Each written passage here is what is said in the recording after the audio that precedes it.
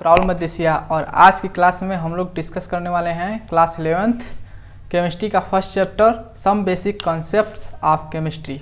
तो इस चैप्टर में हम लोग कुछ बेसिक चीज़ों के बारे में स्टडी करेंगे, जैसे मैटर्स के बारे में कुछ स्टडी करेंगे और कई टॉपिक्स होंगे, लॉ ऑफ कॉम्बिनेशंस, ठीक है, स्टैक्योमेट्रिक्स, ये सब काफ़ी चीज़ें हैं इसमें हम जो डिस्कस करने वाले हैं।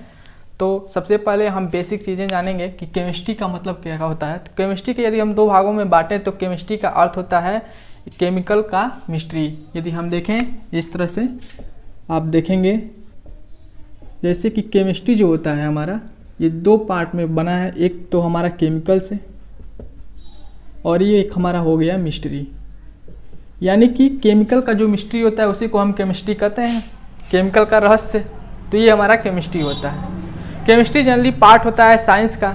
साइंस क्या होता है, सबसे पहले इसको हम डिस्कस कर लें। साइंस क्या होता है, हेडिंग डालेंगे साइंस। Yes, science. साइंस एक स्पेशल नॉलेज होता है जिस एक किसके बेसिस पे जो नेचर है, हमारे नेचर में आप मटेरियल देख रहे हैं, सारे जितने मटेरियल हैं इसको हम सबसे पहले एक्सपेरिमेंट करते हैं। एक्सपेरिमेंट करने के बाद ऑब्जर्वेशन और रिजल्ट के बाद जो हमें नॉलेज का गेन होता है उस स्पेशल नॉलेज को ही हम साइंस कहते हैं। तो साइंस का जनरली डिफिनीशन क्या होगा, आप डिफिनीशन को नोट डाउन करिए। Science is the special knowledge based on experiment, observation and result of the material present in nature. तो ये हमारा साइंस का डेफिनेशन होता है। आप लोगों को पता होगा, बेसिक अर्लियर क्लास में आप लोगों ने पढ़ चुके हैं कि साइंस को जनरली हम लोग तीन कैटेगरी में डिवाइड करते हैं। एक फिजिक्स, केमिस्ट्री और बायोलॉजी। तो जनरली हमको पढ़ना है केमिस्ट्री, तो केमिस्ट्री के बारे में हम लोग देखेंगे।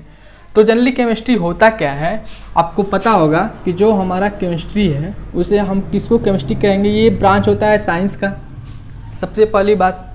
और देखें कि जो हमारे नेचर में यदि हम किसी भी मटेरियल्स का, ठीक है, मटेरियल्स का प्रिपरेशन के बारे में बात करेंगे, प्रिपरेशन, उसके स्ट्रक्चर प्रॉपर्टीज़ के, मटेरियल्स के जो प्रॉपर्टीज़ होंगी उनके बारे में बात किया जाए, और रिएक्शंस की, मटेरियल्स के बीच की रिएक्शंस के बारे में स्टडी करेंगे।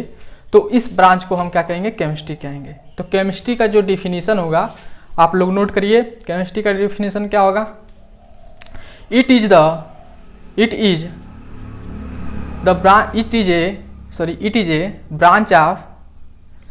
a branch of science that studies the preparation, properties, structure and reaction of the material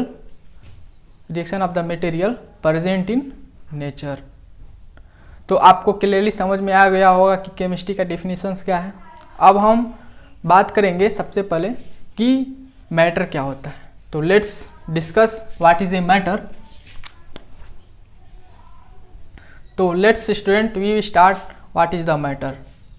तो सबसे पहले हम देखेंगे मैटर क्या होता है। आप लोग अर्लियर क्लासेस में भी पढ़ चुके हैं कि मैटर जो होता है जिसके पास मास हो और स्पेस ऑक्यूपाई करने की कैपेसिटी हो, उसको हम मैटर कहेंगे।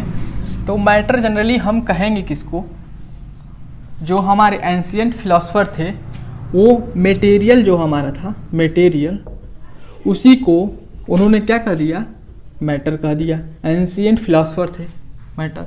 और मैटर का डिफिनीशन क्या दिया कि जिसके पास मास होगा और स्पेस को ऑक्यूपाई करता हो, ऑक्यूपाई स्पेस, उसको हम क्या कहेंगे, मैटर कहेंगे।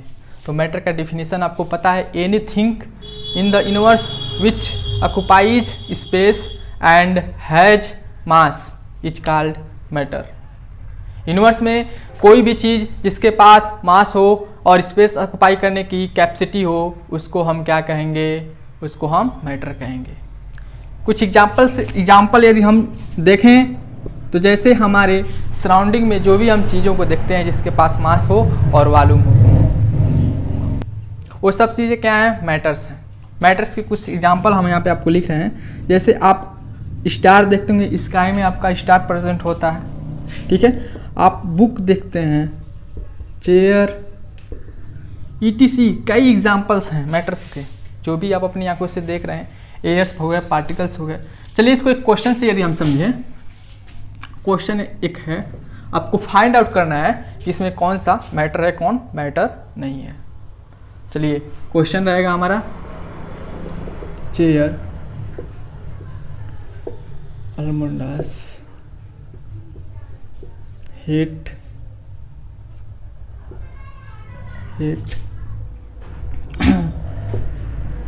feelings, friendship,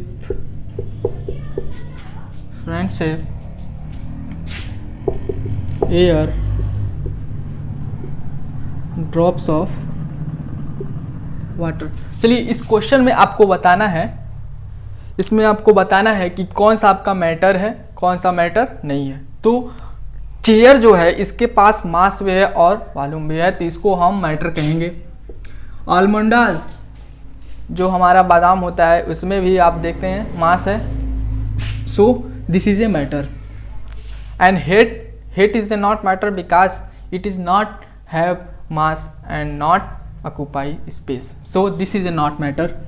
Feelings not matter, friendship not matter, but air is a matter. Why matter है? एयर हमारा मैटर है क्योंकि आप बैलून में यदि एयर को भरेंगे, वेट करेंगे तो मास भी होगा, स्पेस भी ऑक्युपाई करता है। ड्रॉप्स ऑफ वाटर ये भी आपका मैटर है।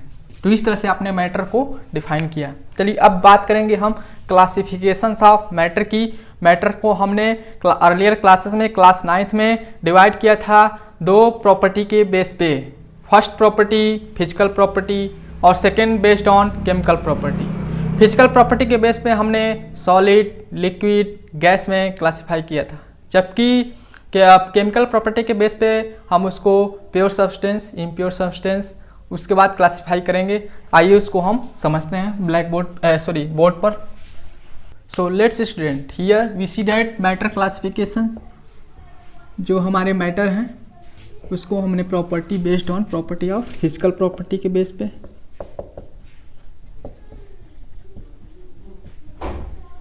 और second based on chemical property.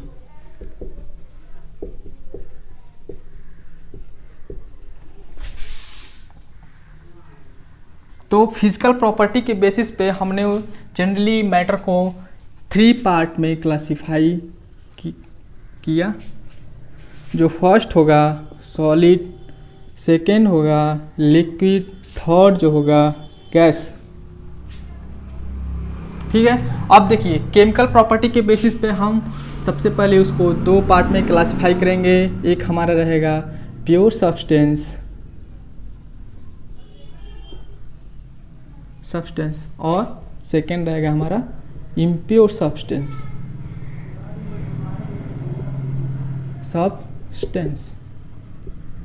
जो हमारा इम्प्योर सब्सटेंस है इसको ही हम मिक्सचर कहते हैं।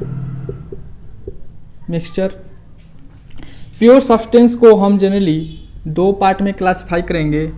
फर्स्ट पार्ट हमारा रहेगा element and second part compound. Element को हम जनरली 3 पार्ट में क्लासिफाई करते हैं। एक रहता है हमारा, एक होता है metal, non metal and third is metalloid. ठीक है, उसी तरह से कंपाउंड को हम 3 पार्ट में क्लासिफाई करेंगे, acid, base and salt. Acid, base and salt. जबकि इम्प्योर सब्सटेंस मिक्सचर्स 2 पार्ट में क्लासिफाई होता है। एक हमारा होमोजीनियस मिक्सचर, एक हमारा non homogeneous mixture. Homogeneous mixture और एक हमारा नॉन होमोजीनियस मिक्सचर। तो जनरली ये हमारा क्लासिफिकेशन होता है मैटर का, हमको बस देखना है फिजिकल प्रॉपर्टी के बेसिस पे। क्लास 9th में, क्लास 10th में तो हम इस 2 चैप्टर काफ़ी आसानी से पढ़ चुके हैं। Metals, non metals, acid base हमारा क्लास 10th में चैप्टर रहा है, और हम इसमें बस देखेंगे कि सॉलिड, लिक्विड और गैस के कुछ प्रॉपर्टी के बारे में डिस्कस करेंगे। तो चलिए हम लोग देखते हैं सॉलिड, लिक्विड और गैस के प्रॉपर्टी के बारे में। So student, here we see that the property of solid, liquid and gas. आपको पता होगा जो हमारा सॉलिड होता है, यदि एक हम ब्लॉक लें और ब्लॉक में इसके पार्टिकल्स के अरेंजमेंट को देखें, तो जो इसमें हमारे सॉलिड में होगा, पार्टिकल्स हमारे काफ़ी क्लोजली पैक होंगे, आप देख सकते हैं क्लोजली पैक। जबकि लिक्विड में पार्टिकल्स के बीच स्पेस होता है, वहीं गैस में जो हमारे पार्टिकल्स अरेंज होंगे वो काफ़ी दूर दूर होंगे, far away from each other. आप देख सकते हैं काफ़ी दूर दूर हमारे पार्टिकल्स होंगे। तो बात की जाए यदि फोर्स ऑफ अट्रैक्शंस, जो भी प्रॉपर्टीज क्लास 9th में हम लोग पढ़ चुके हैं, तो यदि देखा जाए सॉलिड में जो हमारे पार्टिकल्स हैं क्लोजली पैक, इसमें थोड़े स्पेस के साथ, इसमें तो काफ़ी स्पेस है, मूवमेंट इसमें काफ़ी मैक्सिमम होता है, इसमें इंटरमीडिएट होता है, और इसमें आपका मिनिमम होता है, वाइब्रेट करते हैं अपने ही पोजीशन पर रह करके। बात करते हैं अब अगली प्रॉपर्टी पे, क्या हमारा मैटर स्टेट को चेंज कर सकता है? हाँ, हमने पढ़ चुका है, यदि हम उसको हीट करते हैं तो हमारा स्टेट जो होगा मैटर का चेंज हो जाएगा। ये सॉलिड में रहेगा तो लिक्विड में, लिक्विड रहेगा तो गैस में। देखते हैं यहाँ पे सॉलिड जो है हमारा, यदि हम उसको हीट करते हैं तो किस में कन्वर्ट हो जाता है? लिक्विड में। फिर उसको हम हीट करते हैं तो वो कन्वर्ट हो जाता है गैस में। क्यों? ये किस प्रॉपर्टी के बेसिस पे? ये basis on property of movement of the particles. जैसे ही हम इसको हीट करते हैं तो ये पार्टिकल अपने पोजीशन पर वाइब्रेट करते हैं, और अब इसके बीच में इतना स्पेस हो जाता है जैसे कि लिक्विड के, तो इस तरह से लिक्विड में चेंज हो जाते हैं।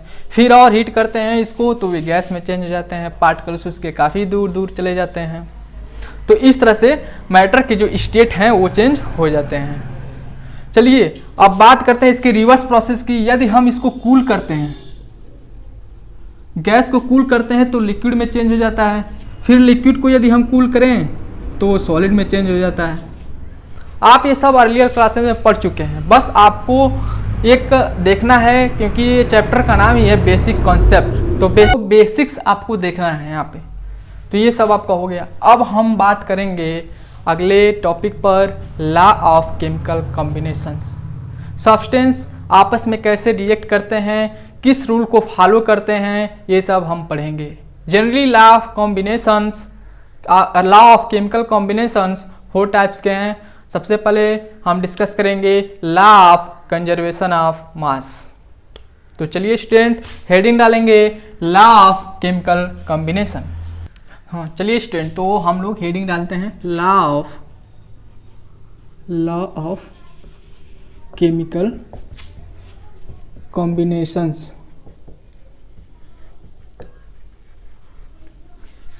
लॉ ऑफ केमिकल कॉम्बिनेशन में सबसे पहले हम लोग पढ़ेंगे law of conservation of mass. जो law of conservation of mass है, सबसे पहले एक साइंटिस्ट थे, उनका नाम था लेओइसियर। इन्होंने इस लॉ को दिया, और इस लॉ में उन्होंने क्या कहा, कुछ एग्जाम्पल से हम उसको समझते हैं। जैसे मान लीजिए उन्होंने कहा कि जो हमारे मैटर्स होते हैं वो ना ही तो डिस्ट्रॉय होते हैं और ना ही उसको हम क्या कर सकते हैं, क्रिएट कर सकते हैं। यानी कि मैटर जो है, देखेंगे एक एग्जांपल से समझें तो मान लीजिए हमारा कोई सब्सटेंस ए है, केमिकल रिएक्शन प्लस बी से रिएक्ट करता है और फॉर्म करता है प्रोडक्ट ए बी।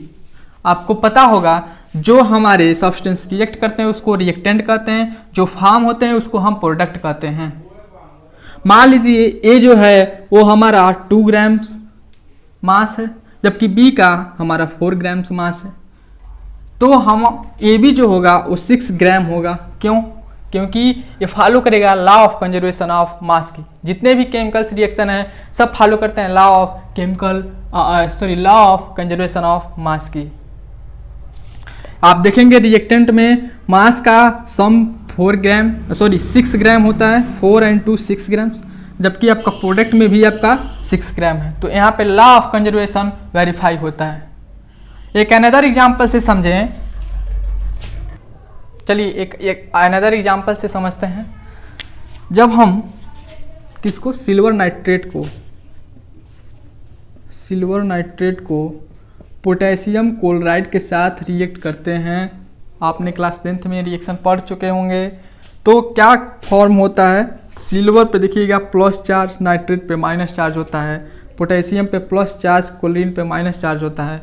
तो रिएक्ट करके ये क्या करते हैं, सिल्वर का क्लोराइड प्लस पोटेशियम का नाइट्रेट फॉर्म कर लेते हैं, पोटेशियम का नाइट्रेट। अब यहाँ पे हम यदि रिएक्टेंट में टोटल मास काउंट करें और प्रोडक्ट में भी टोटल मास काउंट करें तो हम पाएंगे कि जो यहाँ पे मास होगा वही हमारा प्रोडक्ट में भी मास होगा। Sum of mass of total atoms in reactant is equal to sum of total mass in product. तो यही हमारा law of conservation of mass होता है। आप सबसे पहले क्या करेंगे, हेडिंग डालेंगे law of conservation of mass, उसमें आप लिखेंगे डेफिनेशन। सबसे पहले matter can neither be created nor destroyed, first point रहेगा आपका। सेकेंड पॉइंट में लिखेंगे sum of masses in reactant sites is equal to sum of masses of product site in chemical reaction, in balance chemical reaction. चलिए अब हम second देखेंगे जो हमारा है केमिकल कॉम्बिनेशन का लॉ है, वो है लॉ ऑफ डेफिनिट प्रपोर्शन। तो हेडिंग डालिए लॉ ऑफ डेफिनिट प्रपोर्शन। तो चलिए स्टूडेंट अब हम सेकेंड प्रॉपर्टी पे स्टडी करेंगे। सेकेंड प्रॉपर्टी जो है हमारा लॉ ऑफ डेफिनिट प्रपोर्शन।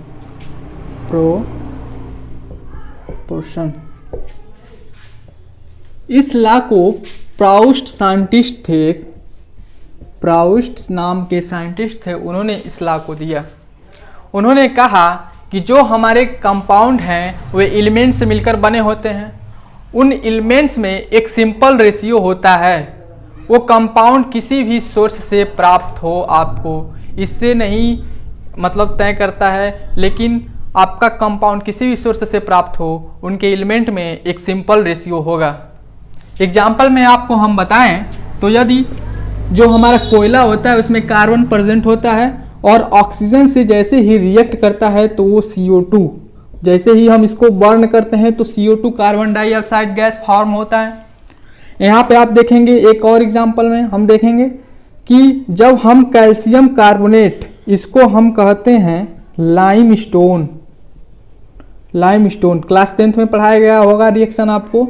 इसको जब हम हीट करते हैं, जब इसको हम हीट करेंगे तो ये कैल्शियम ऑक्साइड में और CO2 गैस में चेंज हो जाता है। कैल्शियम ऑक्साइड को हम क्विक लाइम कहते हैं। चलिए अब देखेंगे एक थर्ड एग्जांपल है हमारा ऑर्गेनिक सब्सटेंस मेथेन गैस को जब हम ऑक्सीजन के प्रेजेंस में क्या करें, बर्न करें, तो ये जो है सबसे पहले हमें कौन सा प्रोडक्ट देगा, एक हमें देगा वाटर और एक देता है हमें CO2। तो आप देख रहे होंगे CO2 जो है हमारा हर एक रिएक्शन में फॉर्म हुआ है। इसका सोर्स अलग अलग है, इसका सोर्स कोयला, लाइमस्टोन, मेथेन गैस है। लेकिन यदि हम देखें ये जो CO2 के हमारे जो एलिमेंट है कार्बन और ऑक्सीजन के मास का रेशियो, तो कार्बन का मास 12 एंड ऑक्सीजन का मास 32 ग्राम है। इसका रेशियो यदि हम देखें तो इसका रेशियो जनरली 3:8 आएगा। यहाँ पे भी आप कार्बन और डाइऑक्साइड का यदि रेशियो निकालें कार्बन डाइऑक्साइड का तो वही आएगा 12:32, यानी कि सिंप्लीफाई करेंगे तो 3:8। कार्बन डाइऑक्साइड का यहाँ पे भी देख सकते हैं आप 12:32 रेशियो निकालेंगे 3:8। आप यहाँ पे देख रहे हैं जो रेशियो है वो डेफिनिट है, डेफिनिट प्रोपोर्शन का। तो रेशियो सेम है, सारे हमारे सोर्स अलग अलग हैं, तो इसलिए हम कह सकते हैं कि हमारे डेफिनिट प्रोपोर्शन को फॉलो करते हैं। तो सबसे पहले आप क्या करेंगे, इसमें आप डेफिनीशन लिखिए। डेफिनीशन क्या है? Compound form by element, compound form by element, compound form by element, element